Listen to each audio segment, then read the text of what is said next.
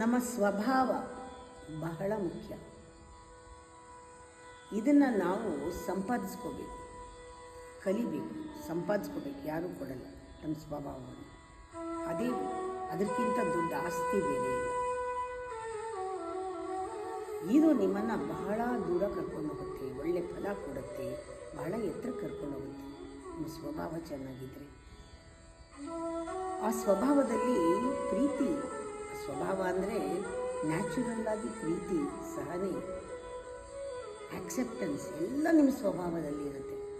ನಾವು ಸಹಿಸ್ತೀವಿ, ನಮ್ಮ ಪ್ರೀತಿಸಿದವ್ರನ್ನ ನಾವು ಸಹಿಸ್ತೀವಿ. ಇಟ್ಸ್ ಓಕೆ, ನಮಗೆ ಏನೇ ಮಾಡಿದ್ರು ಕ್ಷಮಿಸ್ತೀವಿ. ಆ ಸ್ವಭಾವ ನಮ್ಮಲ್ಲಿ ಬರುತ್ತೆ. ನಾವು ಕ್ಷಮಿಸಬೇಕು ಅಂತ ಅಂದ್ಕೊಂಡು ಕ್ಷಮಿಸೋದಲ್ಲ, ಅದು ಸಹಜವಾಗಿ ನಮ್ಮ ಆತ್ಮದಿಂದ ಆ ಪ್ರೀತಿ ಬರುತ್ತೆ. ಈ ಸ್ವಭಾವವನ್ನು ಸಂಪಾದಿಸ್ಕೊಳ್ಳಿ. ಹೇಗೆ? ಕಲಿತು ಸಂಪಾದಿಸ್ಕೊಳ್ಳಿ. It is attainment, not an achievement. It's attaining that kind of